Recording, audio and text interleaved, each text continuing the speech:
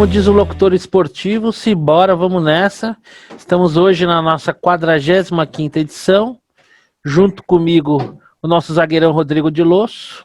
Troquei aqui as posições, fizemos uma discussão interna, troquei as posições. Agora o nosso atacante é o Marcelo Guterman. Quem recua para o meio de campo aqui, o Vitor Loyola. E aquele nosso volante que sempre sai jogando quando a marcação aperta, Cleveland Prates. Meus amigos, muito obrigado por mais uma vez estarmos juntos aqui. Para não quebrar a nossa tradição, eu espero que estejamos cada dia mais próximos de que essa tradição seja coisa do passado, né? Que cada dia seja um dia menos para o final da crise. Mas não tem jeito, né? Temos que começar a falar da tal da Covid. E aí, Victor? Conte para nós aí, o que nos apontam os últimos números. Os números... Se para nós não é fácil ouvir, imagina para você falar, né? Na verdade, agora nós estamos tendo um repique do feriado, né? Então já era esperado esse aumento aí. Eu até achei que o número de ontem foi até melhor do que eu esperava. Mas assim, a gente entrou antes do feriado na média de 14,6 óbitos por milhão, hoje a gente está em 12,6. E deve subir mais um pouquinho. Eu estou imaginando que acho que a gente está chegando no pico, se bobear já vamos começar a cair levemente semana que vem. Mas esses números todos com o feriado são desorganizados, né? Uma notícia que eu acho que é boa, que o número de casos novos, de fato, esse já vinha caindo antes do feriado. Tinha um movimento de queda de 4% semana contra semana na quinta-feira. E ele segue baixo, então estamos com média de 64 mil, quando o pico foi 77 mil. Então aqui ainda é um número alto, tá? Não é um número... É um número acima dos 40 e poucos mil que a gente estava tendo em janeiro, mas já é um sinal de desaceleração. Então, agora, o problema é que o movimento de descida é lento, né? Então, aí vai, para a gente que se acostumou com aquele platô de 5, nós estamos com 12, né? Não é pouca coisa. E a vacina segue caminhando aí, adicionando aí 0,27% da população por dia. Essa é uma velocidade que já está meio que sacramentada já há umas 2 semanas, né? Então ela deu uma acelerada e agora ela está mantendo esse ritmo. Nesse ritmo, a gente finaliza 20% da população com a primeira dose em 17 de maio, mais ou menos, e 70% da população com a primeira dose em 18 de novembro. Ou seja, é um ritmo ainda meio insuficiente. E aí existem aquelas conversas sobre eficácia de vacina, não sei o quê, um questionamento todo sobre a situação do Chile, né, que tem um processo de vacinação mais avançado, só que não resolveu ainda a questão dos óbitos, continua subindo no mesmo caso, então se abre um questionamento, muito embora o Chile só tenha vacinado com 2 doses 10% da população no dia 15 de março. Então, assim, se o efeito da Coronavac acontece 28 dias após a segunda dose, de fato, só agora em meados de abril é que eles estariam numa posição relativamente avançada com imunização. Então, não seria surpreendente que eles ainda estivessem subindo, mesmo com a curva de vacinação avançada. Isso, por outro lado, seria uma notícia ruim para nós, já que 80% das nossas vacinas é a Coronavac, então se ela de fato demora mais tempo para causar a imunização, precisar dessa segunda dose mais 28 dias, aí a gente tem que pensar que, fim de julho começa a ter algum efeito com 20% da população vacinada. São tudo um pouco de suposições, né? Me parece que a vacina da Oxford me parece ser mais efetiva ou causa uma imunidade mais rápida, mas eu estou achando isso só pelo que eu vi de Inglaterra. A Inglaterra, por exemplo, não adotou a estratégia de 2 doses. Eles estão preferindo maximizar o número da primeira dose e a segunda deixa para depois. Então, assim, menos de 10% da população na Inglaterra, do Reino Unido, teve 2 doses. Mesmo assim, você vê que não é só a vacina, obviamente tem um conjunto de ações, né? Mas você vê o Reino Unido meio que dizimou a doença. Mas assim, eu estou um pouco pessimista em relação ao timing. Eu estou achando que esse negócio vai cruzar o segundo trimestre.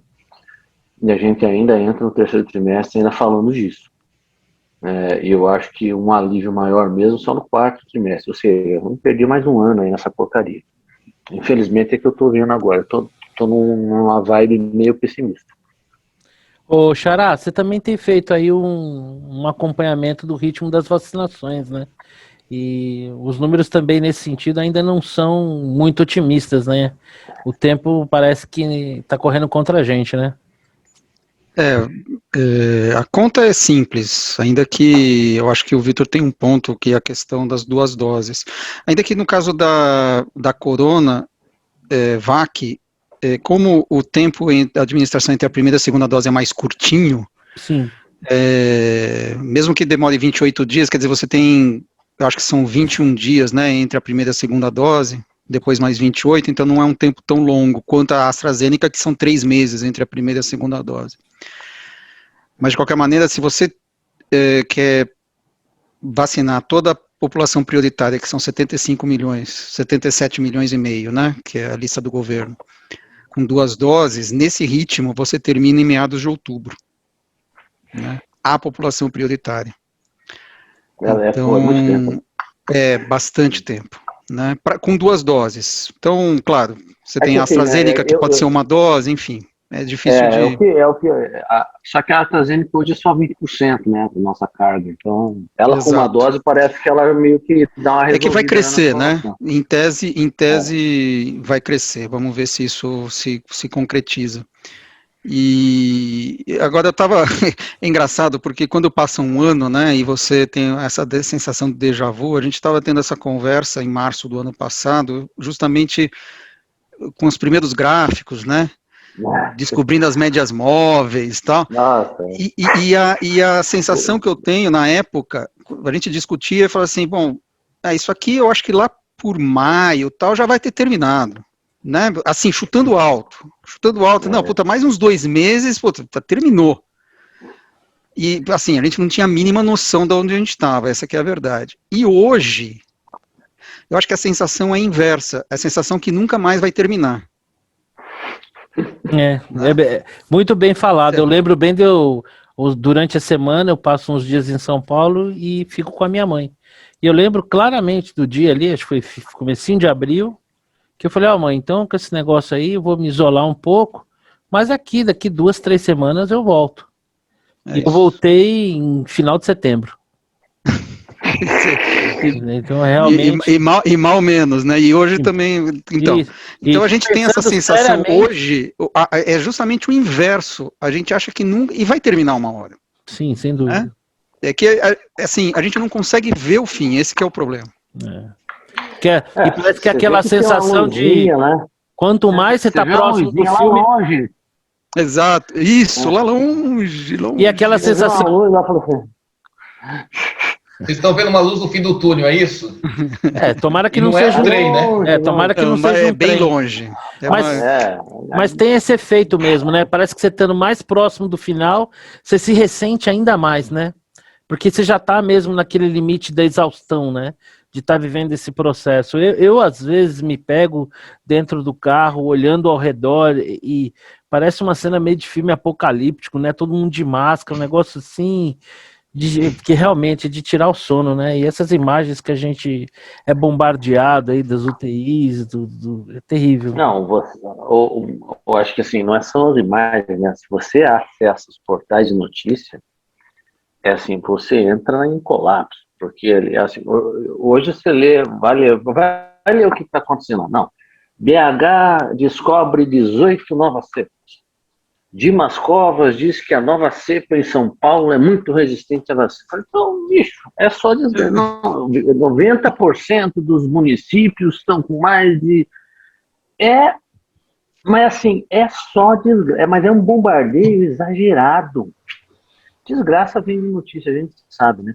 Mas do jeito que tá, assim, assim, a vontade assim, dar uma desplugada e acorda daqui a 2 meses. Tem um propósito, né? O propósito de controlar tal, né? É por isso. Mas é assim, nossa, um papel ruim, eu acho que está desempenhando em geral a mídia nesse caso, porque eu acho que problema da perspectiva única, né? E... Só vale uma perspectiva e esse cenário ruim interessa aí para muita gente, né?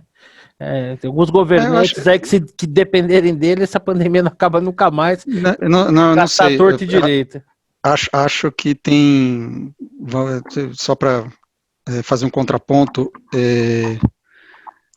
eu acho que a mídia, de maneira geral, se coloca uma missão de alertar, no seguinte sentido: as pessoas não podem baixar a guarda. A gente sabe disso, né? Você sabe que você não pode ir numa festa, você sabe que você não pode exagerar, né? Sim, você, tomando os cuidados, você pode levar uma vida, mas você não pode exagerar. Eu acho que, não vou dizer que não tenha outros fins, mas uma função, e eu acho que é uma função importante, é alertar para o perigo, né? Falar assim, putz, não bobeia, vai. Você toma os cuidados, né?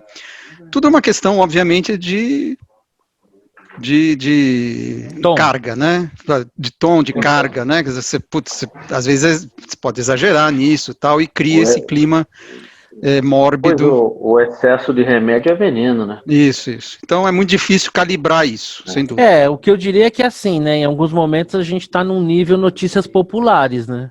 Quando em alguns noticiários aí a gente vê que, assim, muitas vezes estão abrindo mão de um jornalismo mais ponderado, equilibrado, amplo, e caminhando para notícias populares, talvez aí um fruto do nosso da nosso tempo do caça-cliques. Bom, mas já que a gente está falando de coisa boa, né? Nosso próximo tema, dando sequência à nossa pauta, que eu deveria ter falado logo no começo, né? Que falaremos sobre Covid, a última pesquisa que aponta lá o Lula superando na margem o Bolsonaro para a próxima eleição. Depois falaremos aí sobre a liminar que o ministro Cássio Nunes deu para a realização de cultos religiosos. Falaremos também sobre os órfãos de Sérgio Moro, onde andará Sérgio Moro, né? Falar sobre a troca da presidência do Banco do Brasil e, por fim, as nossas dicas. Então, vamos abrir agora aqui o nosso segundo tema. Eu vou começar colhendo as impressões dele, o nosso volante, que sempre sai jogando nas bolas divididas. E aí, o Cleveland, pela primeira vez, né, o Lula aparece à frente, na margem, do Bolsonaro aí numa eleição para 2022. Essa é uma tendência que você acredita que pode se confirmar ao longo do tempo? É uma fotografia do momento? Como é que você recebe essa novidade? Eu continuo achando que é muito cedo, Marcelo. Muito cedo para falar. Obviamente o Bolsonaro está fazendo um esforço enorme, agora menos, né? Mas ele fez um esforço enorme até há pouco tempo para perder essas próximas eleições. Agora ele está um pouquinho mais quieto. Mas eu, honestamente, eu não sei como é que essa coisa vai terminar lá na frente. Porque se o Lula começa a ganhar muito voto e o Bolsonaro começa a perder muito voto, pode aparecer uma terceira via, sei lá quem, a gente vai falar mais tarde sobre isso, mas que num eventual segundo turno entre essa terceira via e o Lula, eu acho pouco provável que o Lula vença. Porque aí vai voltar tudo aquilo que representa o Lula, o PT. Aí as pessoas vão relembrar todos aqueles fatos. Então, na hora que começar a ir para a propaganda eleitoral, na hora que essas coisas começarem a aparecer, acho que muita gente vai falar, não, peraí, vamos repensar essa história, não é por aí, a gente tem que unir forças para que o Lula não vá para frente.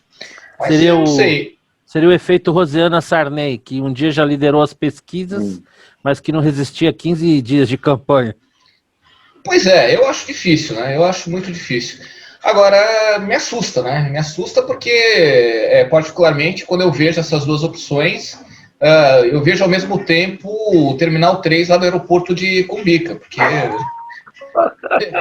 honestamente, eu vou voltar àquela velha história lá de não sei quantos empresários da Fiesp vão embora. Não sei se eles vão, mas se tiver que escolher nesse caminho que a gente está trilhando, difícil. Para mim fica difícil. Acreditar no país fica difícil. Se você eventualmente optar pelo Terminal 3, uma vez instalado, se você precisar de um serviçal qualquer, não se esqueça desse seu amigo aqui, tá? Ô, Rodrigão, você como nosso zagueiro, a bola foi recuada, você precisa dar um bicão para frente.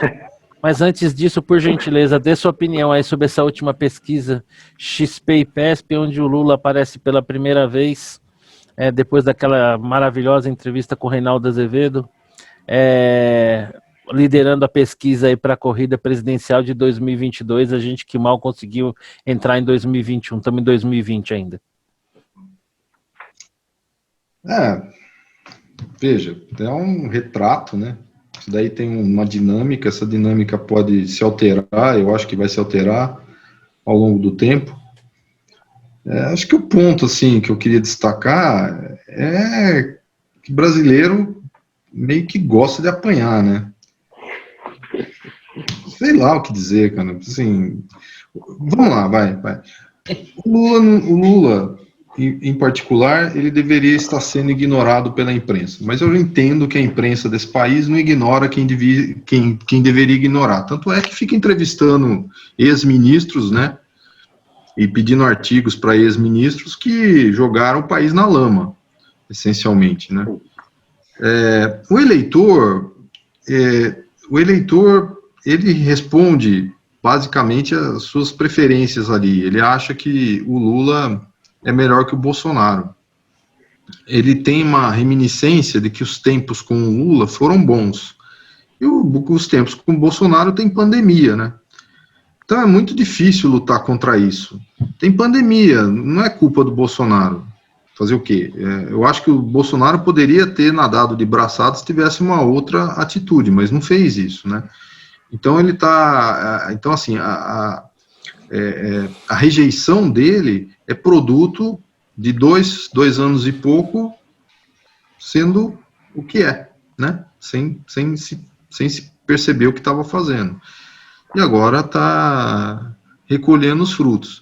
Não é tanto, eu não acho que o Lula está tão na frente por causa dele próprio, mas é porque é um comparativo com o Bolsonaro que não fez por merecer.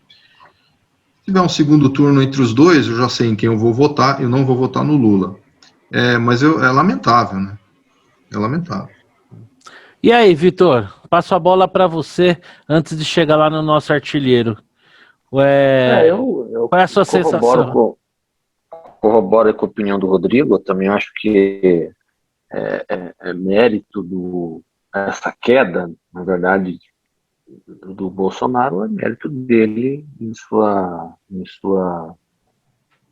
Incontinência verbal. Comportamento inadequado e irresponsável ao longo da pandemia. Ponto. Né? O Lula está muito em evidência agora, virou inocente, segundo os semideuses do STF. É uma foto, né? A gente não sabe ainda se ele será elegível, né? Se não me engano, dia 14, me corrijam, existe uma votação que vai rever a decisão do Fachin. Né? Então, a decisão do Fachin de anular a instância de Curitiba para os casos do Lula. Se ela for revogada, embora o Moro tenha sido considerado suspeito no caso do Triplec, a outra juíza, Gabriela Hadi, que condenou ele pelo sítio, que já foi condenado na segunda instância, ela não foi suspeita. Então, se esse caso for anulado, ele volta a se tornar inelegível, independentemente de Moro. É o meu entendimento. Eu acho que é isso que está acontecendo. Eu concordo, então, mas não tenho 14, tanta esperança, né? Não, também não tenho esperança, porque do STF eu vou sempre esperar o pior. Mas está em aberto isso no dia 14, exatamente na quarta que vem, nós vamos estar ouvindo essas conversas. Né? Então, vamos ver o que sai de lá, né? Eu também acho que não vai acontecer nada, enfim.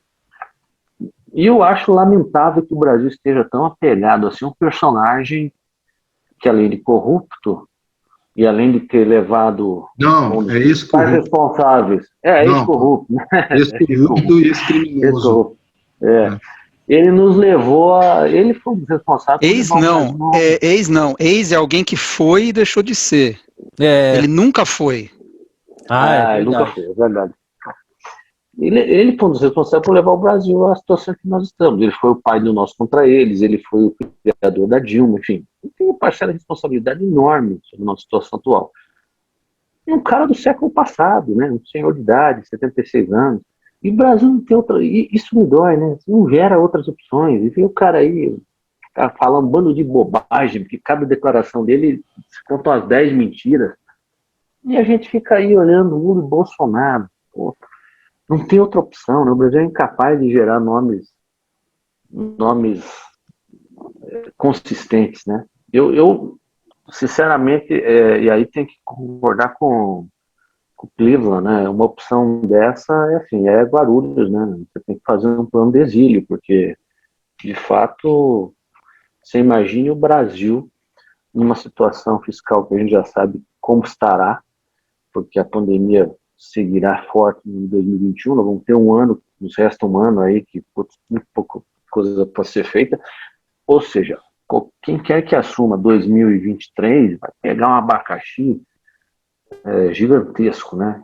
Você imagine qualquer que seja essas opções, o que nos aguarda, né? Então eu espero ainda, como tem tempo, um ano e meio, ainda espero que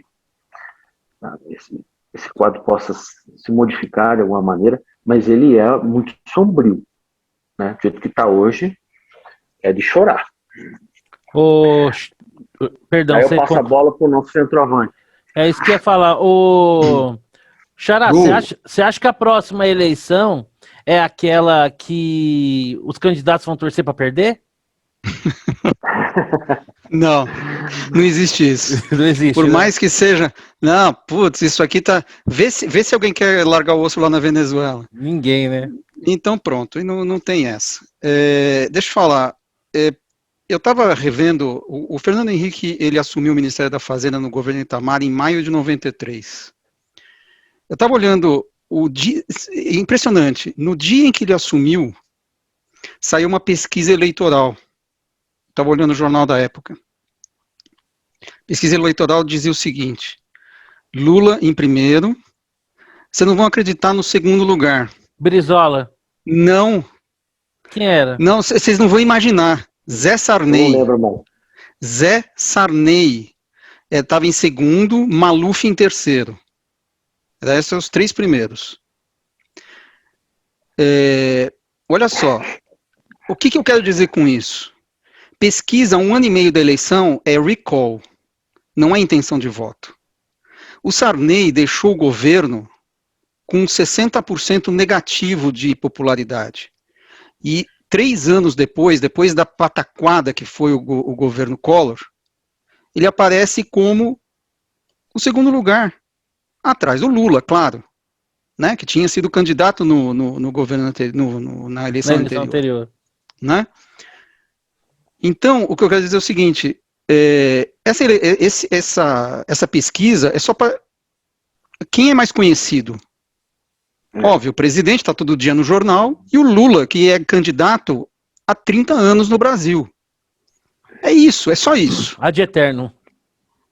Qualquer pesquisa eleitoral vai mostrar o Lula na frente, ou entre os dois primeiros, mas isso é óbvio. Né? Não tanto porque ele tenha, óbvio, ele tem, né, um eleitorado cativo, mas porque ele é lembrado.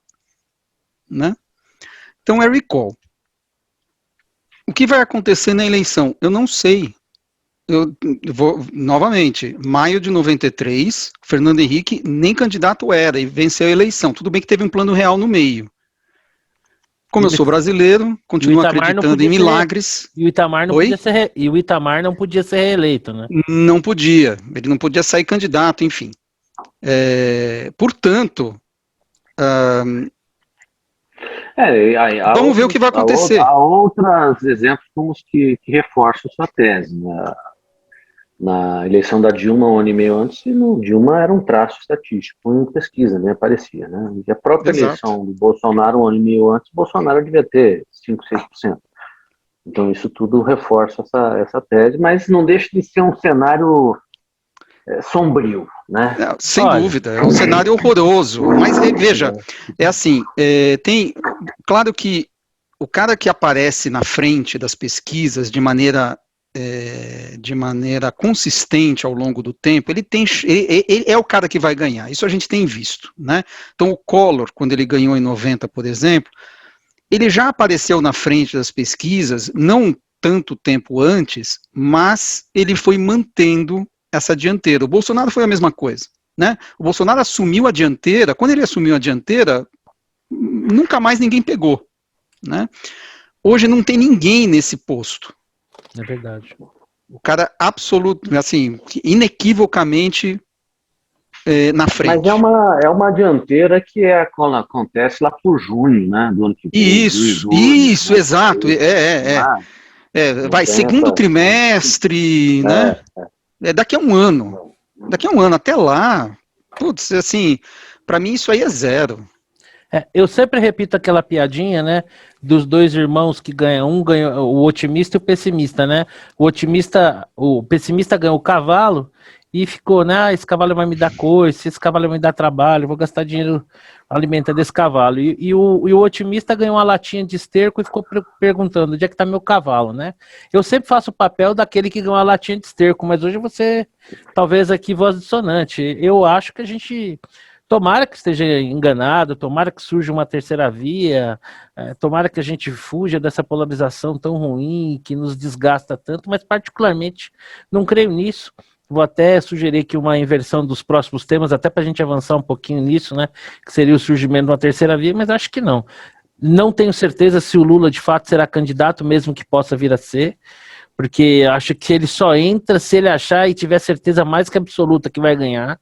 Não acho que ele entre se no momento lá ele tiver num segundo lugar e não vê com muita convicção a possibilidade de ganhar, porque acho que essa seria a última eleição da qual ele viria participar, e não penso que ele vai querer sair da cena pública ou encerrar sua carreira com uma derrota. E isso sem contar a possibilidade que de fato concreta existe, talvez não pela próxima votação no STF, mas que até lá os processos que, uma vez remetidos a Brasília, possam ter sido julgados. Isso esquece.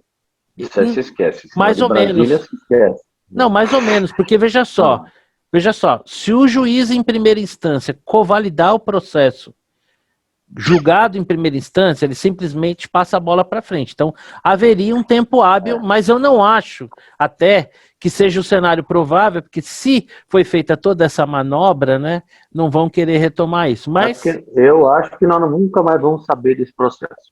Vai ficar engavetado lá, esquece esse negócio. Bom, não seria algo, não seria surpresa, mas de toda forma, com o Lula ou não, eu acho que a gente vai ficar mesmo com quem está na cadeira e um candidato de oposição que eu duvido que o PT abra mão de ser cabeça de chapa, nem que ele tente empurrar a goela abaixo de novo à esquerda aí, um poste seja ele qualquer. Uma coisa que o Vitor falou, que eu queria concordar, e que me assusta, assim, né? Dos debates que a gente ouve, vê, participa, a gente sempre se depara com uma certa ar de superioridade intelectual por parte da esquerda. Mas é impressionante como a esquerda brasileira se tornou refém nos últimos 30 anos de um único nome, né? Assim, não foi capaz de produzir lideranças e como é que as pessoas, em geral, até mesmo na base, confiaram seus ideais, né, a uma figura pública envolvida no maior esquema de corrupção de toda a história, né? Talvez seja difícil fazer esse meia-culpa, talvez debaixo dessa árvore aí não consiga nascer nada mesmo. Bom, já que a gente está aqui sonhando com a possibilidade de uma alternativa qualquer, eu vou inverter um pouquinho aqui, a gente falaria aqui da liminar do Cássio Nunes, mas eu vou inverter, vamos falar aqui dos órfãos do Sérgio Moro. O Sérgio Moro, quando saiu do governo, parecia estar tomando um gesto muito altivo ali, né, muito patriótico, de se rebelar contra o que parecia ser ali, ao que ele comunicava naquela bombástica entrevista coletiva, um desmando do governo.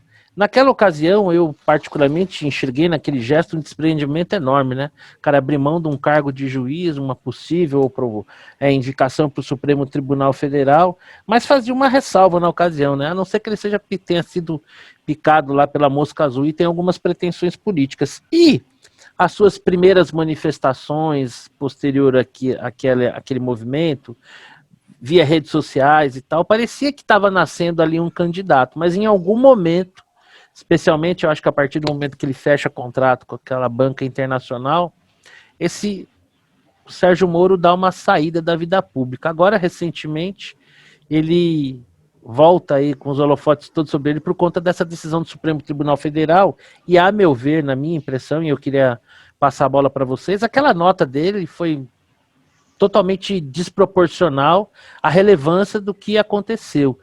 E o que eu percebo é que muita gente, né? Nós tivemos aí pessoas, milhões de brasileiros, centenas de milhares de pessoas, tivemos manifestação com 1 milhão de pessoas na Paulista, em prol da Lava Jato e personificando ali na figura do Sérgio Moro. E hoje eu percebo assim que existe órfãos do Sérgio Moro. Então a minha colocação para vocês aí, vou começar pelo meu xará agora, como é que ele vê esse posicionamento do Sérgio Moro em relação ao cenário político, lembrando até que recentemente, a questão de dias atrás, foi feita uma nota em benefício da democracia, uma bobagem dessa qualquer, assinada pelo Mandetta, pelo João Amoedo, pelo Dória, pelo Ciro Gomes e pelo Luciano Huck, não sei se me falta algum nome, mas em que o Moro Eduardo não está. Leite. O Eduardo Leite, é verdade, mas o Sérgio Moro não constava ali daqueles nomes. Como é que você vê esse posicionamento do Sérgio Moro? Ele está descansando para entrar no jogo com fardamento limpo e seco, ou ele está fora do jogo? Eu acho que o Sérgio Moro experimentou da política e não gostou. Né? Não gostou do couvert, falou, puta, não quero o prato principal, não. Porque tem que ter casca grossa, né? Tudo bem, ele como juiz, ele foi bastante habilidoso na condução da opinião pública e tudo mais, inclusive invadindo certas zonas cinzentas, que para mim foi absolutamente natural num processo desse. E eu tinha a impressão de que ele seria, no mundo político, mais como um enxadrista, um cara mais de bastidores, do que o cara que é protagonista, o cara que sobe num palanque e incendeia, né, tipo um Lula da vida, tipo um Bolsonaro, né, um cara que incendeia. Não é o perfil do Moro, mas sim um cara que poderia eventualmente trabalhar na política mais nos bastidores e tal, e ele poderia ser presidente dessa maneira. O Temer é um cara que foi um excelente presidente com esse perfil, né? O próprio Itamar Franco, né? Enfim, tem exemplos, né? O Fernando Henrique não é um cara que incendeia, né? É um cara de bastidores e foi um excelente presidente, enfim. Só que provavelmente ele não gostou da experiência, né? Porque ele não teria fechado esse contrato com essa banca se ele pretendesse alguma coisa. Quando ele fechou, para mim ali acabou, né? Não tem muito, as coisas não se conversam, né? Não é que ele pode ficar lá e daqui a pouco o atual prefeito do Rio, né, o Eduardo Paes, ele fez isso quando começou a Lava Jato, prendeu lá o Sérgio Cabral, né, que era próximo, tal. Ele sumiu, ele foi para Nova York, foi estudar, sei lá o que ele foi fazer, saiu do país, né, um pouco para se afastar dos holofotes. Será que o Moro fez a mesma coisa? Vou me afastar aqui dos holofotes. Putz, vai estudar, né? Vou agora fazer um curso em Cambridge. Pronto. Tô fora dos holofotes, mas Ciro eu tô Gomes no fez jogo. isso em certa ocasião também, né? Também, o Ciro Gomes fez isso, exato. O cara que fala, puta, não tá legal, eu preciso sair do jornal, né? Gomes foi estudar economia na Escola de Direito de Harvard. Isso aí, isso mesmo. E então, quando ele assinou o contrato, meio que enterrou, né? E a falta do nome dele nesse manifesto é uma sinalização nesse sentido, porque ele não pode contratualmente. Bom, foi isso o que ele disse, né? Ele disse: eu contratualmente não eu apoio, mas não contratualmente eu não posso assinar. Fumou, mas não tragou, né? Quer dizer, então, putz, é que nem o Luciano Huck, né? Ele contratualmente também, eu não sei nem se ele podia ter assinado esse negócio, né? Dado que ele ainda tem contrato com a Globo. Então, no fundo é a pessoa que saiu, tá? Infelizmente, jogou fora um capital político que poderia ser útil em algum momento, tal, mas não vejo futuro, não. Acho que o Moro está fora. Ô, Cleveland, eu tenho uma sensação assim, vejo dois Moros, né? Como o Xará falou, um juiz que foi muito habilidoso, impecável, mas político, pelo menos na minha impressão, na hora de exercer um cargo que tinha um conteúdo político, faltou ali um pouco de musculatura e jogo de cintura, né? Eu não acho que ele imaginava que ele ia ter tempo fácil à frente do Ministério da Justiça, tentando implementar medidas de combate à corrupção, pelo menos aqui no Brasil. Você concorda com o Xará e me junto a ele de que o Moro, em termos de sucessão presidencial, é carta fora do baralho? Vamos lá, Marcelo. Eu gosto sempre de relembrar, né? Você lembra que quando anunciaram o Moro, a gente até conversou pelo Facebook e eu falei, putz, isso vai ser uma grande cagada, para falar o mínimo, né? Eu, naquele momento, falei, não vai dar certo, ele vai se meter onde ele não conhece, ele vai ver que ele não tem controle, e aconteceu exatamente o que eu esperava. Quando você é um cara extremamente técnico, você entra num ambiente que você não está familiarizado, ambiente político, a chance de você ser engolido pelo ambiente político é enorme. Nesse sentido, eu acho que quando o Moro saiu, ele meio que ele teve a boa intenção de tentar expor uma situação que ele achava que de fato estava errado. A gente pode discutir se estava ou não estava errado, mas ele saiu tentando expor essa situação, não concordando com aquilo. E eu acho que ele teve meio que um choque ao longo da saída dele com o fato de que não surtiu o efeito que ele esperava. Então, para o bem ou para o mal, aquele movimento que ele fez se perdeu. E na medida que esse movimento se perdeu, ele deve ter se desiludido e falado, pô, o que eu estou fazendo aqui? Eu largo meu cargo, vou para o governo, tomo essa porrada, saio, me exponho, vou com processo lá para o Supremo e tudo mais, o que eu estou fazendo aqui? Deixa eu ir embora, deixa eu cuidar da minha vida, deixa eu cuidar da minha família e assim por diante. Então, eu acho que a história está contada. Agora, daí para dizer que ele não tem nenhuma chance e que ele não pensa em voltar, e que principalmente tratando-se deste país que a gente vive, que é uma maluquice, tudo muda todo dia, a única coisa que a gente tem certeza aqui é que a gente não pode ter certeza de nada. Eu não diria que é carta fora do baralho, não. Eu diria que esse distanciamento dele, dependendo de para onde a política caminhar, dependendo para o nível de fricção, confusão que sair, de porradaria que sair, ele pode voltar e pode voltar com alguma chance. Agora, se isso vai acontecer, não tenho a mínima ideia. Eu, honestamente, eu estou apostando muito mais no Danilo Gentili como terceira via do que qualquer outro, viu? Porque do jeito que as coisas estão... Precedentes de humoristas na política a gente tem, né? Já que é para colocar um palhaço, então vamos colocar um de fato, né? Nacional, né? Um original. É verdade. Parar com essa coisa de falsificados.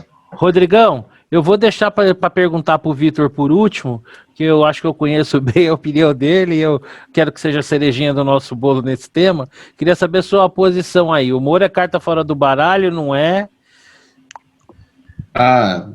Assim, é bem difícil dizer. Eu acho, no geral, acho que ele é carta fora do baralho, né? Mas eu tendo a concordar com o Cleveland que tudo pode mudar, entendeu? Se você vê uma situação lá no futuro que tá se configurando, vamos dizer, Lula e Bolsonaro, e ele tiver um partido forte, ele tem chance, sim, se ele se dispuser a, vamos dizer assim, a enfiar o pé na lama, né? Porque é isso que vai acontecer. Ou mão na merda, para falar o português mais claro, né? É isso aí.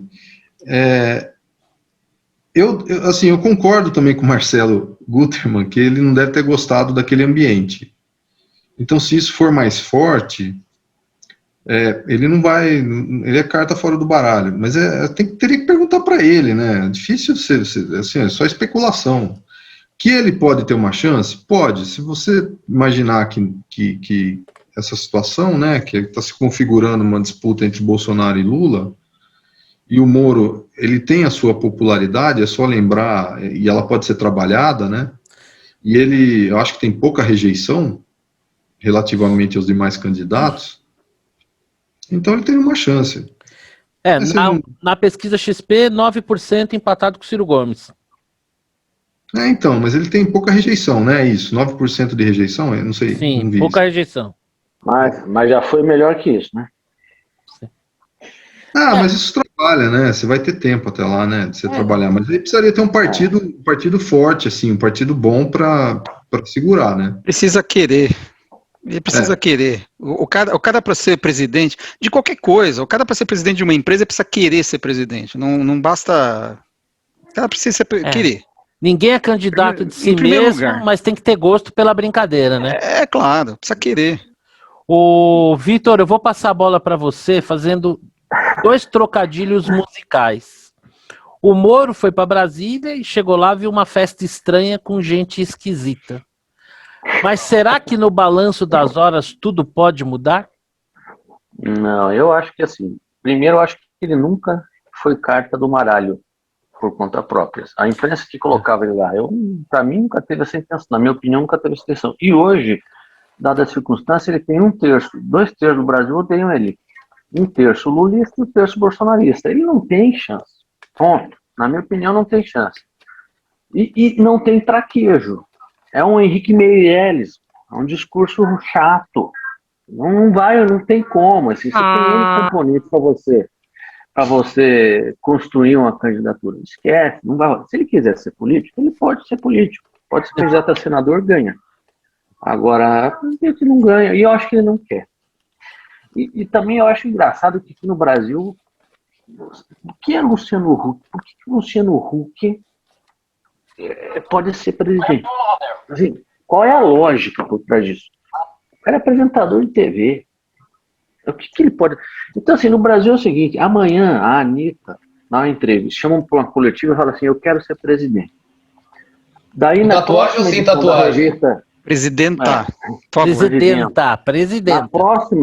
Na próxima pesquisa da XP, ele vai aparecer com mais de 10%. 10, 11. Vai aparecer.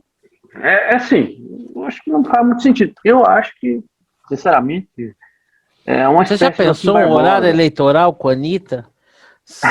E os adversários políticos mostrando o vídeo da tatuagem dela, cara?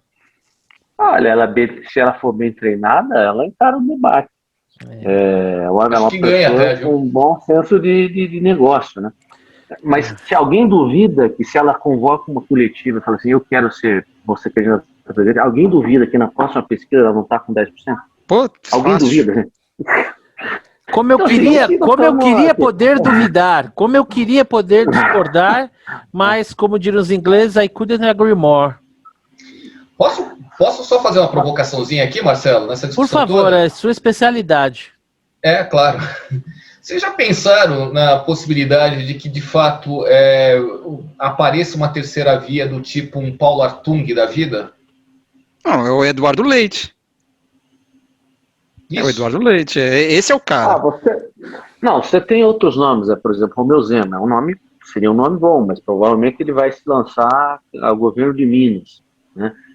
Você tem lá o ACM Neto, é um cara muito bem avaliado na Bahia, deve ser candidato a governador. Então, você tem alguns nomes, mas eles não têm projeção nacional, seriam possíveis. Vocês acham que o Bolsonaro, temendo perder a eleição, abriria mão de uma candidatura, podendo escolher o vitorioso, como, por exemplo, lançar o ministro Tarcísio Freitas? Nem a pau. Nem a pau, Juvenal? Nem mais. Esquece, não existe isso de abrir mão. De abrir mão de presidente. Esquece. Inclusive essa sua hipótese de que o Lula não vai ser candidato é assim. Você não concorda? Com todo respeito. Você sabe que eu te amo. Eu também de virgem. É recíproco. Não vai. Ele vai ser candidato. Beleza. Se ele puder, né? Se ele puder ser. Se ele puder ser, ele vai ser candidato, é isso? Então a gente pode fazer. A gente pode bater aquele almocinho aqui que eu vou torcer para perder para poder dispor da sua companhia, né? Disputada. Eu vou torcer para perder para não ter o Lula no páreo. Eu vou torcer. Te racha conta, é só um pretexto para almoçar junto. Bom, meus amigos, eu acho que o fato é que, assim, né, o Brasil parece que espera ansioso poder sair dessa polarização. Eu acredito que não vai surgir nenhum candidato terceira via, não vejo o nome, mas pode acontecer sim. Essa questão que eu falei, se o Bolsonaro seria capaz de abrir mão da candidatura, não abrindo mão de correr o risco de não ganhar, mas escolher o próximo vencedor, era só uma provocação, porque eu também não acho que ele o faria, né? Pô, imagina, tá lá na cadeira com a caneta, esquece.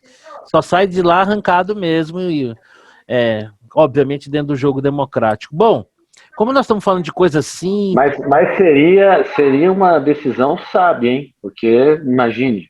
na política você não ganhar, mas determinar quem ganha é um. Mas aí achar que o Tarcísio ia manter a mesma agenda dele, esquece. Não. Não. É muito difícil. É mais fácil ele lançar o Eduardo Bolsonaro. Aí não muda nada, né? Então, mas você tá. Pô. Mas, né? mas sim. Pode não mudar nada, mas pelo menos justamente um pouco, né? Mas escuta, ele vai lançar alguém no nome dele para mudar? Por quê? Qual a lógica? Não, mas eu digo assim, pode manter as coisas, mas mudar um pouco a carinha, dar uma disfarçada, né? Então, tá bom. Mudar a carinha, pô. É verdade. Bater rolo ali, né? Colocar um modelo mais novo. Bom, já que a gente está falando sobre amenidades, assuntos assim mais leves, onde não há polarização, vamos falar de coisas tranquilas que não dá debate, que é a religião, né? Religião é um negócio que quase não gera polêmica nem nada. Bom, o ministro Cássio Nunes deu uma liminar autorizando aí uma decisão em caráter liminar às vésperas da Páscoa aí, um dos mais importantes, se não o mais importante feriado católico cristão, né? E gerou polêmica essa decisão, né? Muita gente dizendo que ele deu uma canetada, que isso era um tema que já havia sido julgado anteriormente pelo plenário, muita gente agora dizendo que ele deve submeter essa decisão a plenário, porque afinal de contas foi uma decisão em caráter liminar. Muita gente se manifestou sobre o tema, mas não se deu muito ao trabalho de ler a decisão liminar. Eu queria a impressão de vocês aí, podemos começar aqui pelo Victor. E aí, Victor, o que deve prevalecer aí? A temerosidade de pandemia, as liberdades individuais? Qual que é a sua posição sobre essa decisão? Lembrando que, na verdade, a autorização que ele deu era para uma ocupação máxima de 25% dos templos e com medidas de profilaxia, né? Pelo menos uma vez que viessem a seguir aquilo que ele decidiu. Eu acho que dadas essas limitações, né, que você acabou de citar, eu acho que você... É a mesma coisa, daqui a pouco você vai pedir as pessoas andarem na rua, né? Eu acho complicado isso. Então, a grande pergunta é se esses 25% seriam seguidos, né? Porque o que a gente sabe, de fato, é que as aglomerações, elas, independentemente se o sujeito é a favor de lockdown, contra o lockdown, não sei o quê, a aglomeração dissemina vírus. Então, assim, é extremamente... Como é que se controla isso, né? Então, eu acho que... Eu até não tenho uma opinião formada. Eu, obviamente, sou favorável ao direito de ir e vir. Eu acho que essa situação, ela quase que se confunde. E se você realmente guardar tecnicamente falando, esse distanciamento, eu, obviamente, sou favorável, que inclusive seria favorável a outras coisas, não só a tempo como escola e tudo mais.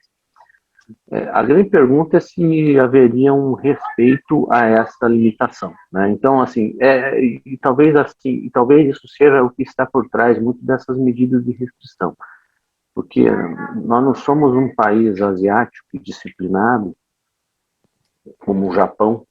Você fala assim, pô, pessoal, vamos nos cuidar que tem vírus, e o pessoal naturalmente se cuida. Aqui, se você deixar uma fresta aberta, o pessoal sai fazendo festa.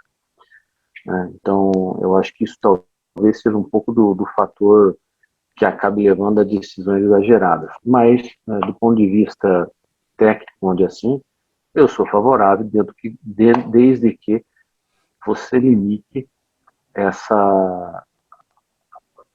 a participação das pessoas, como você bem disse, 25%, não me parece que seria um problema. Seria um problema, sim, é você ter essa decisão e você visse tempos lotados, etc. Isso seria, obviamente, um fator de disseminação do vírus. Mas é bem difícil você estabelecer esse controle. Então eu tenho mixed feelings sobre isso. Eu acho que seria complicado, por exemplo, uma vez proibido, dentro de uma limitação, que essas pessoas, por exemplo, começassem a se reunir na rua em frente ao templo, né? Bom, vamos temperar com um pouco de discórdia, de desarmonia aqui o nosso papo, né? Que eu desconfio que talvez o Cleveland tenha uma posição um pouco mais radical aí, contrária à decisão. Não sei, um palpite. Pode ser que não. E aí, Cleveland, o que você acha? Marcelo, acho que a gente já conversou sobre isso no passado e eu, honestamente, não me sinto capacitado para saber das necessidades religiosas das pessoas. Eu tenho muita dificuldade em opinar sobre uma situação como essa. Se está certo, se está errado, se precisa, não precisa, qual o nível de desespero que se tem com relação a isso. Mas quando você compara essa decisão... Em primeiro lugar, quando você compara essa situação com outras situações, por que 20% lá e não 20% num shopping, 20% numa loja, num restaurante? Então, algo assim que me deixa incomodado, essa coisa de, para um lado pode, para outro lado não pode. Por que a construção civil pode continuar e outros não podem? E eu olho aqui, eu abro a janela do meu escritório, olho aqui um monte de gente em ambientes abertos e fechados, sem máscara na construção civil o tempo todo, fazendo o que bem entendem. Então, o meu problema nessa discussão toda é a falta, em primeiro lugar, de isonomia.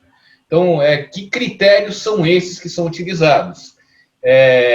Então, esse é o primeiro ponto. O segundo ponto, e isso, de fato, está me incomodando muito mais, é o comportamento do Supremo, né? Porque você não tem um Supremo, você tem 11 Supremos que tomam decisões da maneira como bem entendem, alguns levam para o nível, para a instância... para o plenário. Para o plenário, outros não levam. Então, você cria outro problema em termos de isonomia. Cada um faz o que bem entende, da forma como bem entende. Então, esse é um segundo problema que me incomoda muito pela insegurança jurídica que gera. E tem um aspecto adicional que tem me incomodado muito, demais, que é um certo senhor que parece que acha que ele não é ministro do Supremo, mas sim imperador, que nas suas decisões, ele, além de tudo, resolve dar lição de moral para os seus pares. Assim, com uma petulância, com uma soberba. Um tal de Gilmar, não sei se você já ouviu falar dele. Que, Opa! Assim, isso me incomoda profundamente. Eu tenho o cara que acha que é o dono do Supremo, é o cara que acha que pode fazer o que bem entende. Eu tenho uma nota que mental. Toma decisões estapafúrdias muitas vezes e que muda decisões ao gosto do freguês. Que não se coloca numa posição de impedido ou suspeito em casos que nitidamente qualquer juiz se colocaria. Então, isso me incomoda, e me incomoda o fato que tem pedidos de impeachment contra esse sujeito no Congresso que são engavetados. Então, esse tipo de coisa é o que mais me incomoda de toda a situação. É a falta de isonomia, é a falta de você ter uma decisão na instância superior, do plenário, é o fato de que tem pessoas que se julgam superiores e não ministros supremos, mas imperadores. E é o fato da nossa instituição não estar funcionando. Nada está funcionando em Brasília nesse sentido. Sobre o Gilmar Mendes eu tenho uma nota mental, né? Que lembrar até o último dia da minha vida que o Fernando Henrique indicou ele, o Supremo, e que o ministro da Justiça do Fernando Henrique era o Renan Calheiros. E aí, Rodrigão, diga para mim, qual que é a sua impressão sobre esse imbróglio envolvendo os cultos religiosos? Só antes do Rodrigo falar, eu queria dizer que eu concordo completamente com o Cleveland sobre a questão da coerência. Tá. De fato, fazer um adendo. A diferente de B de C é realmente. Vou fazer um adendozinho, né? Que no caso do Supremo, né? Ele se manifesta quando provocado, né? Então, nesse caso aqui, ele foi provocado por uma entidade e aí se manifestou sobre o tema, né? Eu imagino que todas essas outras entidades também, talvez já tenham se manifestado, e enfim, mas só para... E agora o número também, sei lá, deve ter tirado de algum lugar aí essa ocupação máxima. Eu lembro que recentemente fui pagar uma promessa em Aparecida do Norte lá e a catedral estava limitada a 50 pessoas durante a missa. Então fui só lá, agradeci Nossa Senhora pela graça atendida e não pude assistir a missa. E aí, Rodrigão, no seu caso aí, qual é, que é a sua impressão sobre a decisão do ministro? Cultos religiosos são atividades essenciais ou não? Pelo menos para você, o que você acha? Antes de eu responder, eu queria só fazer uma observação que os nossos historiadores poderiam se mirar no exemplo do nosso engenheiro Mohr Gutermann e fazer pesquisas históricas para ser um pouquinho mais precisos, né? Para serem um pouquinho mais precisos para trazer alguma novidade, né? Porque eles são muito repetitivos e não levam em consideração o que aconteceu no passado. Então eu queria até aplaudir o Gutermann por ter essa paciência de escarafunchar os arquivos eletrônicos da imprensa que nós tínhamos antigamente. Engenheiro. Hã? Engenheiro, né? Tem que... Pois é. Cartesiano, vai a fundo. Com relação a essa questão do ministro, assim, eu acho que são duas coisas que estão se contrapondo aqui. A primeira coisa é o direito de ir e vir, é um direito fundamental previsto na Constituição e tudo mais. A segunda coisa a questão de você contaminar ou ser contaminado numa aglomeração, né? Eu acho que o Estado não deveria ser tão pautar tanto a vida das pessoas e deixar que elas individualmente tomem as suas decisões. O Estado, no fundo, ele é incapaz de entender as peculiaridades, né? Até porque seriam não dá nem para numerar essas peculiaridades das pessoas que elas acham por que tem que ir no culto ou por que não tem que ir. Para algumas pode ser essencial, para outras talvez não seja, é uma questão de respeito individual em relação a isso. Com respeito à questão da saúde, eu acho que não deixa de ser uma responsabilidade individual também. Então as pessoas, elas têm que ser responsabilizadas pelos seus atos, né? Então se uma pessoa acha que poderá se contaminar num culto desse, então não deveria ir, ou deve estar totalmente paramentada, mas não deixa de ser individual essa situação. Então, eu sou muito, muito favorável ao respeito às liberdades individuais, que estão previstas até na Constituição, e muito pouco favorável à intervenção estatal, mesmo nesse caso. Então, esse é o primeiro, eu diria assim, o primeiro ponto. Na questão não deveria estar no Supremo, não deveria ser uma discussão do Supremo, ninguém deveria estar decidindo sobre isso, uma série de coisas aí que já nasce meio torto, né?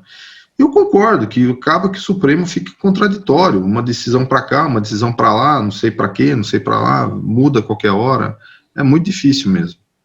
Mas, assim, deveria prevalecer a responsabilização individual pelos seus atos. E isso e as pessoas, os indivíduos não deveriam ser tutelados pelo Estado como se está querendo fazer. Esse é o meu ponto.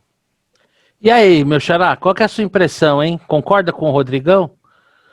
Na verdade, eu vou me alinhar aí com o Cleveland e o Vitor levantaram. Lembra quando o Dória baixou o decreto liberando, depois acho que ele voltou atrás, né? Sim. Os cultos. Nós levantamos exatamente isso. Por que só os cultos, né? Afinal, se eu respeitar 25% de ocupação na escola, eu deveria também poder abrir as escolas, né? Eu acho que essa questão do culto religioso, ele tem um lado polêmico que acaba pegando, porque tem gente que tem raiva, tem gente que ama, então como você começou na nossa conversa aqui, dá muita polêmica.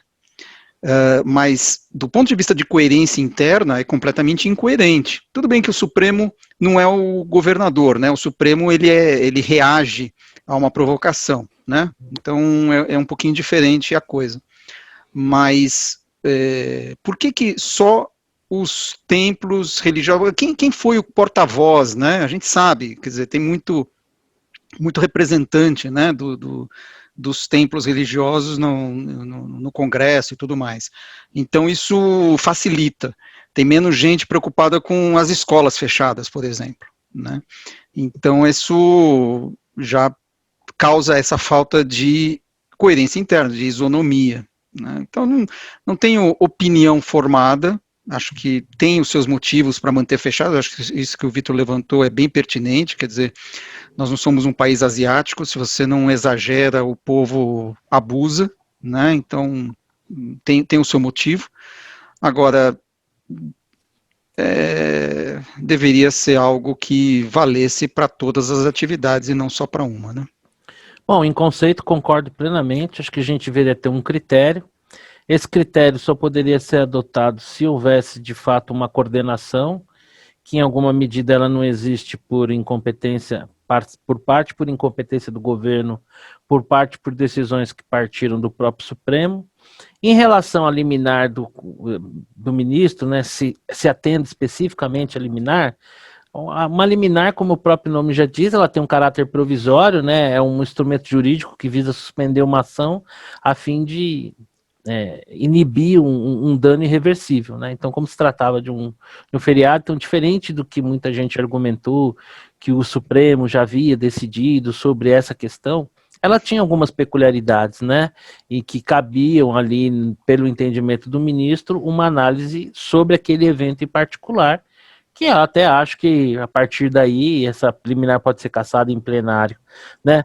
Desse episódio, algumas coisas me chamaram a atenção, fiz até minha liçãozinha de casa. Primeiro, é o ministro Marco Aurélio querer vaticinar como é que as pessoas devem professar a sua fé. Ele disse, reza-se de casa. Se ele quiser rezar, acho que é um direito dele.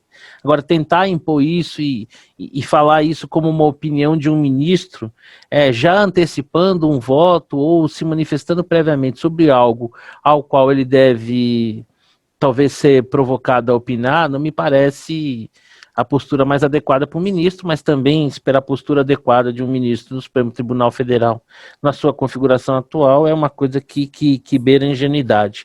Nesses debates aí sobre a questão religiosa, um dos aspectos que se diz é o seguinte, e eu cheguei ao ponto de me deparar com a seguinte afirmação, não quero ser infectado por um religioso, hashtag fique em casa, né? Olha que legal, você não quer ser infectado por um religioso, se esse religioso foi lá num culto dentro das limitações que foram impostas, né? É só você não se expor a esse religioso. Então, acho que a gente chega ao limite desse tipo de absurdo, né? E que leva à seguinte reflexão. O brasileiro, em geral, e com razão, tem uma ojeriza à classe política. Quem controla o Estado? Se não a classe política. E, ironicamente, o mesmo brasileiro que tem ojeriza à classe política que é mais Estado oprimindo, o Estado que é controlado exatamente por essa classe política. Então, a meu ver, com as devidas limitações, com a devida profilaxia, eu acho que tudo deveria funcionar dentro de um limite do bom senso. E se de alguma maneira, pessoal, quem que vai fiscalizar, né?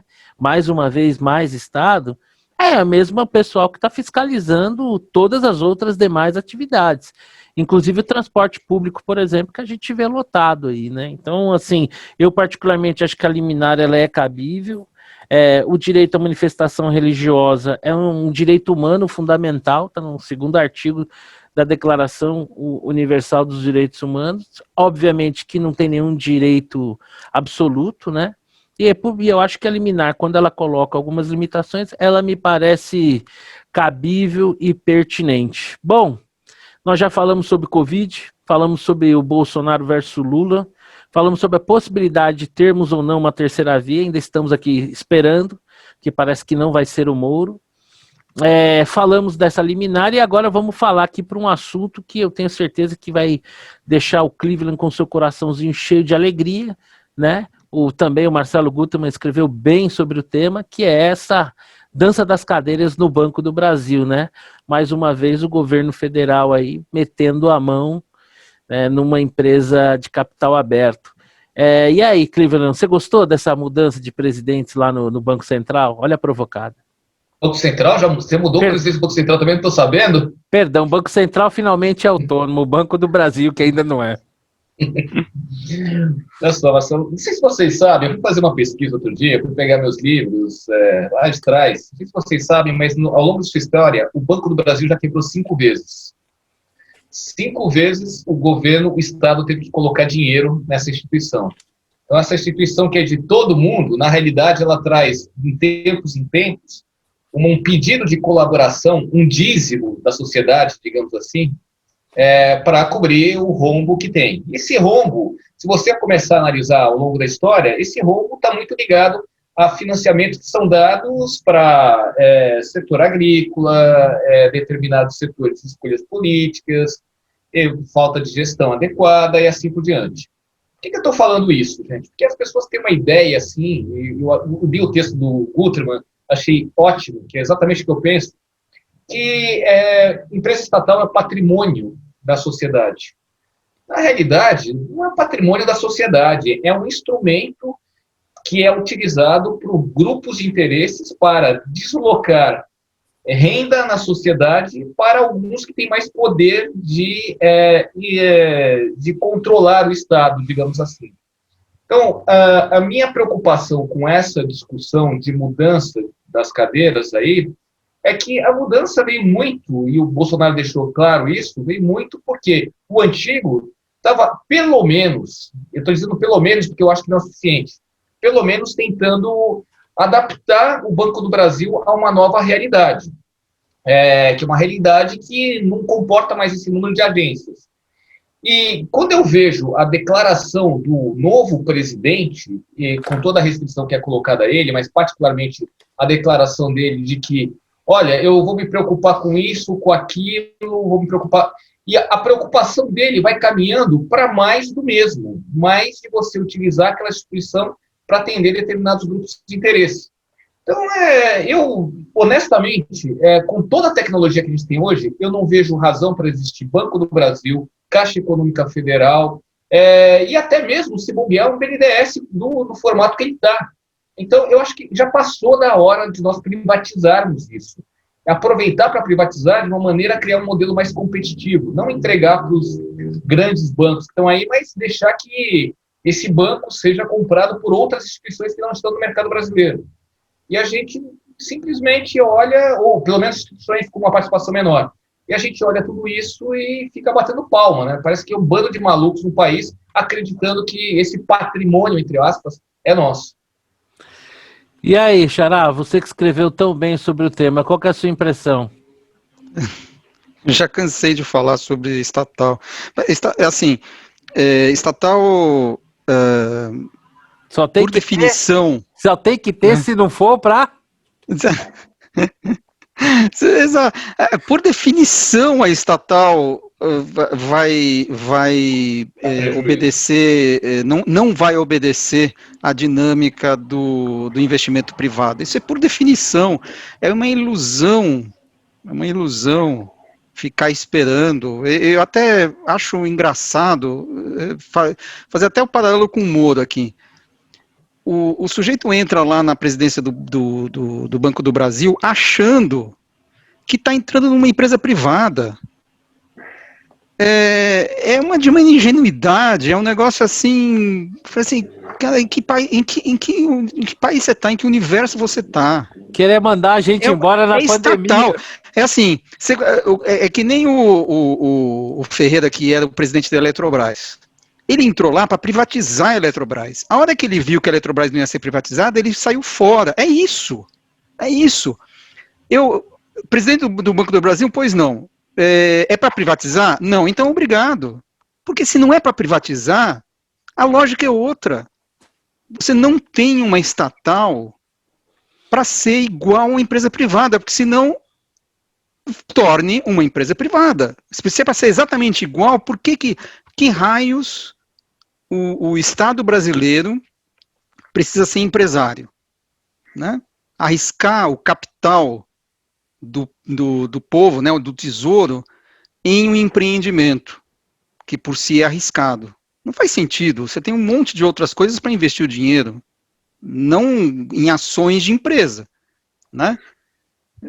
Portanto, não faz sentido. A estatal está lá para sei lá, benignamente para fazer política industrial, para dar crédito subsidiado, enfim, para perder dinheiro. É para perder dinheiro que a estatal está lá. Para ter agência lá, como se, né, o futuro fosse ter agência. Para ter agência lá em... Marcelo, né? Mas me permite, mas mesmo isso, você hoje em dia você tem outros mecanismos muito mais eficientes. Ágeis. Pois é, mas é que se fosse para isso, eu concordo com você, nem para isso serve. A gente sabe que não é para isso, né? Tá certo? É para várias outras coisas que a gente não pode nominar. Então é assim, eu realmente fico... já vivi alguns anos, né, para ver várias dessas coisas acontecendo repetidamente, para criar uma regra. Assim, o cara entra naquela empresa estatal achando que vai torná-la competitiva, igual uma empresa privada. Não, vamos aqui enxugar, vamos... Pô, mas que país que o cara vive? Isso que eu me pergunto, é um troço tão ingênuo. Bom, enfim, é isso. Ô, Vitão, eu concordo em gênero, número e grau com o meu xará e acho surpreendente o cara, no meio de uma pandemia, querer fazer uma limpa no banco e achar que o presidente da República, apanhando mais do que cachorro sarnento, não vai falar assim, não, eu acho uma puta boa ideia. O que você acha, hein, Vitão? Mas eu acho que, assim, na prática, se ele for contratado, tem que fazer o que for melhor, né? Eu acho o erro é contratar alguém que claramente vem com essa intenção para depois dizer, não era bem assim. Então, assim, você dá sinais antes de começar o governo que não, que ia ser tudo diferente e tudo mais. Não, você dava esses sinais. Algumas pessoas acreditaram, só que não foi bem assim. Então, concordo, a natureza da estatal é essa mesmo, o Guterman falou. Então, não há novidade em você se adequar aos interesses aos interesses do Estado. E eu tô quero saber, né, tempos de declarar IR, já que é patrimônio de todos nós, eu quero a minha parte para eu declarar. Cadê a minha parte da Petrobras, Banco do Brasil? Eu quero declarar no imposto de renda. Eu também Cuidado que você vai ter que declarar dívida, viu, Vitor? Então. Eu fico muito boquiaberto com esse discurso ainda em 2021. Patrimônio, que patrimônio do povo brasileiro? Que conversa fiada é essa? Mas, enfim, a utilização da estatal para esse fim é conhecida, né? Não mudou nada. Isso aí não surpreende, não é um negócio surpreendente. É igual ao que sempre foi. Eu só acho que, assim, essa ilusão de, vamos chamar um cara técnico para fazer o trabalho. Não vai, então não chama o cara técnico. Né? Não evita isso. Já que é para fazer igual, faz igual. Né? Porque as pessoas, conheço algumas pessoas, né, que foram quase que um trabalho voluntário. O sujeito tinha carreira na iniciativa privada super bem sucedida. Então, quando ele faz esse tipo de movimento, está apostando também em fazer alguma coisa boa para a sociedade. E chegar lá não pode fazer. Então avisa, né? A regra do jogo é essa, não dá para mexer nada, você não pode reduzir custo, você não pode fazer isso, você não pode fazer aquilo. Então tá bom, desse jeito eu não vou. Então tá bom, então não vem. Tinha que haver um pouco de comunicação, né? Mas não surpreende, acho que é mais do mesmo. Ô, Rodrigão, eu acho que não tem outra palavra que não ingenuidade de alguém assumir uma posição num governo, seja ele qual for, e não ponderar nas suas decisões ali a temperatura política, né? E eu queria saber, nesse sentido, o que você achou dessa mudança do Banco do Brasil e até quando nós vamos ter gente louca o suficiente para assumir essas posições, imaginando que elas não devam ser conduzidas, infelizmente, né, com esse viés político também. Tá no mute. Agora sim. Assim, eu imagino a seguinte situação. O sujeito é convidado para ir virar presidente do Banco do Brasil, tem uma carreira prévia de sucesso, ele gostaria de contribuir para a nação, né, por razões pessoais ou qualquer tipo de razão. Aí alguém vai lá, convida ele, não, você vai para o Banco do Brasil, você vai tornar a empresa eficiente. É alguém do governo que fez isso, ele acreditou e foi. Aí a realidade bate, né? Eu acho que é uma ilusão, porque se você imaginar no período a proposta era privatizar, era tornar as empresas eficientes, era reduzir o tamanho do Estado, tudo aquelas coisas lá que não estão acontecendo, mas essa era a proposta original. Então, eu acho que as pessoas acreditam nisso, e eu imagino que não é muito difícil de acreditar. O Paulo Guedes está falando isso para você, entendeu? Não, eu vou estar lá, eu vou garantir você vai poder fazer isso, você vai poder fazer aquilo, não sei o quê. E você acredita, eu acho que a pessoa ali acreditou e achou que é isso mesmo, que ia dar certo, e não deu, né? Então, assim, é lamentável, mas eu acho que essa é a motivação. Agora, não tem que existir Banco do Brasil, não tem que existir BNDE, não tem que existir Caixa Federal, Banco Regional de Desenvolvimento de não sei aonde. Não tem, né? Deveria BRB. BRB. Para financiar. Deixa eu só discordar de um ponto. São Paulo privatizou o Banespa e a nossa Caixa. E você vê como São Paulo empobreceu. Então é muito importante nós termos bancos públicos. Muito importante. Porque sem isso... Tá aí o Rio Grande do Sul. Tá o exemplo, São Paulo caindo pelas tabelas. E na mão contrária, o Rio Grande do Sul é só prosperidade com o Banrisul. Com o Banrisul. Então, eu acho que a gente deveria pôr a mão na consciência. Só isso. Não, é isso, assim, assim, só para resumir o ponto aí, é uma ilusão. Põe um PS ironia, Guter, senão... PS ironia, pelo amor de Deus. Contém ironia, né? Não, eu sei, entendi. Mas assim, aí eu tô falando, a ilusão de você ser convidado para ser dirigente de uma grande estatal, supostamente ter carta branca para fazer o que acha melhor, para tornar aquilo uma empresa privada, e se debater com a realidade pouco tempo depois, não é bem assim, né? Então, cara, é ilusão. Você comprou uma ilusão, basicamente é isso. Olha, eu vou passar aqui para o próximo tema, mas eu vou compartilhar com vocês. Hoje à tarde eu gravei um conteúdo com o Marcelo Mesquita, da Leblon Equities, né? Ele é o conselheiro na Petrobras, que representa os minoritários. E falando sobre privatização, ele me saiu com uma frase sensacional, né? Que o PSDB privatizou com nojo, né? E a maior prova que governa São Paulo há tantos anos e a Sabesp ainda não foi privatizada, né? Então acho que esse talvez seja o melhor resumo sobre o tema privatização no Brasil. Mesmo quem mais privatizou com nojo. Bom, ufa, chegamos àquela parte boa, vamos falar de futebol. Eu não tenho absolutamente nada para falar do meu time, não sei nem qual é a escalação atual, teve aí algumas contratações, ótimo, isso está me renovando as energias, né, porque meu time vinha me sugando muito. Vamos torcer aí que o Crespo tenha sucesso, mas sobre futebol não poderia deixar de passar a palavra inicialmente para o Vitor, que nos traz as mais recentes notícias do Esquadrão Cruz Maltino, que vem fazendo uma campanha espetacular no Carioca ali, se mantendo firme entre o G10. E aí, hoje 9 horas, tá fechado aí, Victor. Hoje 9 horas temos um programaço, né? Tá fechado, tá no mute. Temos um grande jogo contra uma esquadra das mais promissoras de Minas, a Tombense, e acho que a gente tem chance de empatar. Agora, o que eu acho engraçado... Né? Seria seu prognóstico para a partida. Escuta, o Vanderlei foi pro Vasco? Eu sei que o Vladimir foi pro Vasco. Goleiro. Foi. Então, os dois goleiros do Santos... anos, nosso novo goleiro. Pô, mas o cara é bom, vai. Ele era bom, né? Ele era bom.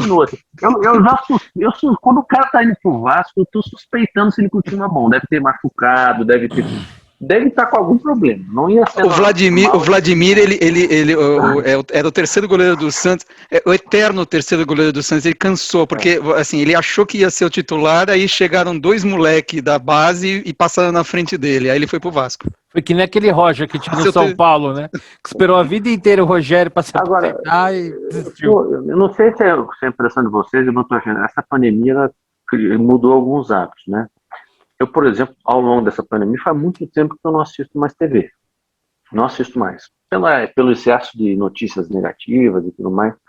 E essa coisa do futebol sem torcida, eu acho um pouco aquela coisa meia boca. Você vê que tá rolando agora as quartas da Champions, em outros tempos eu estaria ligado. Eu olho o resultado, vejo os gols depois, mas eu meio que também dei uma desconectada, obviamente, incentivado pela tremenda performance do meu time, ele me incentiva a dar aquela desconectada, mas eu acho que essa fase sem torcida, tá uma fase meio chata, né? Eu não tô gostando, xoxo. não. Tá xoxo. Tá muito xoxo. Assim, um ano sem torcida, né? O futebol sem torcida é meio que... É tipo jogar rachão com bola murcha, né? Chato pra cacete. É mais ou menos isso, né? Você dá Mas aí, aquele... mas tem esse grande clássico contra o Tombense. É o isso aí. que temos para Bom, hoje. Vou passar a palavra pro Xará aí, né, Xará? Fale um pouquinho aí do Fantástico. Atropelamos o São Lourenço ontem. Como é que é? O São Lourenço tem o Papa, mas o Santos tem o Rei, né? Tem o Rei, exatamente. Não, foi um jogo bom. O Santos manteve. Aliás, quando você falou que o São Paulo contratou, eu falei, puta, o Santos não contrata, né? Tá impedido pela FIFA de contratar, então vai Pode brotando. ser um bom sinal, né? É uma boa medida. Não, eu acho até tem um lado positivo que o time é o mesmo, então, sei lá, tá entrosado, saíram, sei lá, 2 peças e tal, mas o time tá lá, né? Então é o mesmo time do ano passado, tá? O pessoal já tá entrosado, o técnico parece que é relativamente bom. Vamos ver. Talvez esse ano eu tô começando com mais esperança do que no ano passado. Eu espero que não termine pior do que... Bom, eu tô na do Victor, eu já faço o caminho extremamente oposto. Eu começo o ano sem nenhuma esperança, e talvez lá pro final tenha alguma, e eu tô vivendo aquele meio que bloqueio mental do futebol, talvez seja um mecanismo de proteção. Bom, meus amigos, vamos começar pelo senhor Rodrigo Delosso, né? Vamos falar agora das nossas dicas, bola dentro, bola fora, citações, suas considerações finais, meu amigo Rodrigo Delosso. A minha dica, se eu puder compartilhar. Opa, vamos lá agora.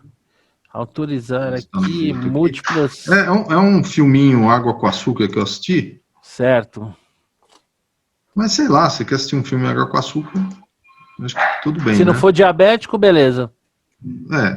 É isso aí, o espaço entre nós. O menino ele nasce em Marte, vem para a Terra, e daí tem uns problemas, assim. Para quem não assistiu, acho que é interessante de Legal. Eu não tenho nenhuma bola dentro, nenhuma bola fora essa semana. Bora. Não tem problema, aqui ninguém é obrigado a nada. Pode ter mais de uma e pode não ter nenhuma também. A tudologia é assim, ela é por sua essência anárquica. A gente pode tudo, opinar sobre o que bem entender, inclusive optar por não opinar. Bom, e aí, Cleveland, é com você, Lombardi. Vamos lá, bola dentro. Não que eu acho que tenha sido um grande, enorme avanço, mas qualquer pequeno avanço para mim já está valendo. Privatização de aeroportos. A gente conseguiu. Privatização não, deixa eu mudar o termo e colocar o termo correto. Concessão de aeroportos. Não é privatização, não é transferência de ativos antes que alguém tenha ataque cardíaco. Amanhã tem, se eu não me engano, ferrovias e depois da manhã tem portos também. Então vamos ficar de olho para ver o que vai sair daí. Bola fora. A primeira bola fora eu vou dar para o nosso futuro rei, o deputado Luiz Felipe de Orleans e Bragança, que está com um projeto na Câmara que diz mais ou menos o seguinte: sempre que uma empresa ou grupo de empresas controlar 1/3 ou mais de mercado relevante, será instaurado inquérito administrativo para apuração de infração à ordem econômica por parte dessa empresa ou grupos de empresa, sem prejuízo, blá, blá, blá. Ou seja, qualquer empresa que tem mais do que 30% do mercado relevante vai ser investigado pelo CAD a partir de amanhã, se esse projeto for aprovado. Mais do que isso, se 3 empresas em conjunto tiverem 30% do mercado relevante, também vai ser investigada. Investigada porque... brilhante, hein? É genial. 2 problemas nisso, rapidamente. Primeiro, sobrecarregar o CAD. Se a gente pensar sob o ponto de vista capitalista, uma grande parte dos setores tem concentração alta. E segundo, a possibilidade de qualquer deputado mal intencionado comece a acharcar, pressionar as empresas para financiar a campanha durante a eleição, porque senão ele vai bater a porta do cara e falar, olha, investigue. Então, é uma daqueles projetos de lei que deveriam ser jogados fora de longa data. Não tenho dicas, mas tem mais uma bola fora que acabei de descobrir agora. Parece que o Bolsonaro, de novo, mais uma vez, again, resolveu falar que pode mudar a política de preços da Petrobras. Ai, Que beleza, né? Na Que coisa falta, linda. na falta do que fazer, vamos falar aquela merdinha semanal, né? Pois é. Mas ele pode mesmo. É dele a empresa. Exatamente. É ele que manda, né? Mas, pô, É, qual é a dúvida? é legitimamente eleito o representante Isso, do acionista Isso, majoritário da companhia. majoritário, pô, qual é a dúvida? É minha, eu mando, faço para um. Bom, Xará, a bola já está contigo aí, suas considerações finais. Deixa eu fazer aqui a... Muito bem, de tudo um pouco show. Minha bola dentro, caso aí com Cleveland, a concessão dos aeroportos, acho que é um avanço, a gente tem que comemorar esses pequenos avanços. A minha bola fora não é o Supremo, a gente deu tanta bola fora para o Supremo, né? Mas não é o Supremo especificamente. Hoje teve duas, está tendo, eu não sei exatamente, eu não sei se vai continuar, enfim, 2 julgamentos, inclusive estou escrevendo sobre isso. Um sobre uma querela tributária, a contribuição patronal sobre 1/3 de férias, que o STJ já tinha dado ganho de causa para as empresas e foi para o STF vai mudar esse entendimento, e as empresas devem, estimativa, em conjunto, 100 bilhões de reais. Então, você cria um passivo da noite para o dia. E segundo o julgamento de um parágrafo da lei de patentes, que permite que as empresas que depositam a patente tenham, a partir do momento em que o INPE concede a patente, mais 10 anos, além do tempo que foi contado antes, né, mais 10 anos de usufruto daquela patente, para evitar que demoras na concessão de patentes possam, enfim, prejudicar as empresas. Bom, eu não vou entrar aqui no mérito da justeza ou não, enfim, se deve... O fato existe o sistema todo está montado para que as empresas não tenham segurança jurídica. Esse é o ponto, né? Então, tudo acaba no Supremo e depende das cabeças de 11 pessoas. Tudo acaba no Supremo. E as decisões não são coerentes entre si. Então, a minha bola fora vai para o sistema. O sistema brasileiro de justiça é montado para criar insegurança jurídica. E não tem jeito de investir com um sistema desse, né? E a minha dica é esse filme que assisti nesse fim de semana, filme brasileiro. Enfim, é um filme tosco, já vou avisando, porque às vezes a pessoa vai achando que... Mas esses que são bons, né? Então, isso que é legal, porque ele é um filme tosco e tem consciência de ser tosco. Sabe aquelas peças de teatro de escola que você fazia? Besterol, que você vai lá você se diverte mais fazendo a peça do que a pessoa que assiste a peça. Para assistir, é bom esse, é bom. Então, é assim, ele é tosco, ele sabe que é tosco, ele trabalha com a tosquidão, e é uma paródia dos filmes americanos de perseguição, de briga, de bandido e mocinho e tal. Assim, eu dava risada do início ao fim, é muito engraçado, é coisa do tipo, os caras vão fazer uma perseguição, pegam um Uber, entendeu? A motorista do Uber é uma peça, enfim, é piada do início ao fim, é muito engraçado. Agora, tem que estar preparado, porque é tosco. Né? Não, mas é disso que a gente precisa, né? Então, esse é a minha dica da semana. Bom, vamos encerrar aqui, meus amigos. Eu vou falar aqui da minha dica, que é a seguinte. Bom, a minha dica é, eu acho que em algum dos nossos encontros eu já havia dado, mas repito ela aqui, é o livro do Bruno Garchagen, Pare de Acreditar no Governo, né? Porque os brasileiros não confiam no políticos e amam o Estado. Eu acho que ele é bem oportuno. A minha bola fora vai, adivinhem para quem? Para o ministro Gilmar Mendes, né? Que essa semana, numa decisão, disse que o pessoal do Ministério Público estava usando erva ruim. Então ele cada vez baixa mais o nível das suas manifestações, cada vez eles demonstram um desequilíbrio que não pega bem com aquilo que se imagina de uma Suprema Corte, né? Então, assim, a postura de Gilmar Mendes ela é vergonhosa. Assim, eu, como cidadão brasileiro, a cada manifestação dele, me sinto envergonhado, né? Semana passada, ofendendo uma das partes e chorando emocionado em prol da outra, sendo que a parte que ele ofendia era de um juiz e a parte que ele se emocionava era do defensor de um criminoso. Essa semana ele disse que surpreendentemente, aquela manifestação no Ministério Público não tinha sido feita pelo Janot alcoolizado. Então, que o quem escreveu aquilo devia estar consumindo erva ruim. Esse é o nível das manifestações de Gilmar Mendes. A bola dentro, quem... Olha lá, antes de você passar. Deixa eu ver aqui. Deixa eu ampliar minha... essa frase... isso é maravilhoso, né? Isso é histórico, né? É perfeito e absolutamente ilustrativo. Uma mistura do mal com atraso e pitadas de psicopatia, genial. Acho que poucas... Eu não gosto muito do Luiz Barroso, acho ele muito militante, mas de fato dessa vez ele foi perfeito, né? Muito, mas muito bem. Bom, a minha bola dentro, surpreendentemente, é para o ministro Cássio Nunes. Acho que ele teve uma decisão corajosa com essa liminar aí em relação ao respeito à manifestação religiosa dentro das limitações que ele impôs.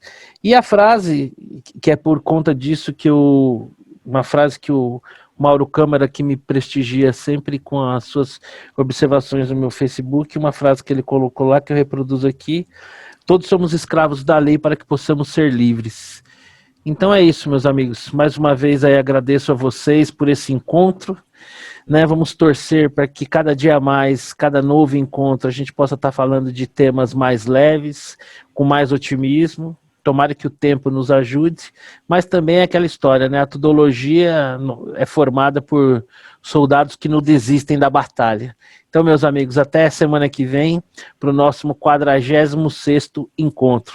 Um abraço para todos, fiquem com Deus. Valeu!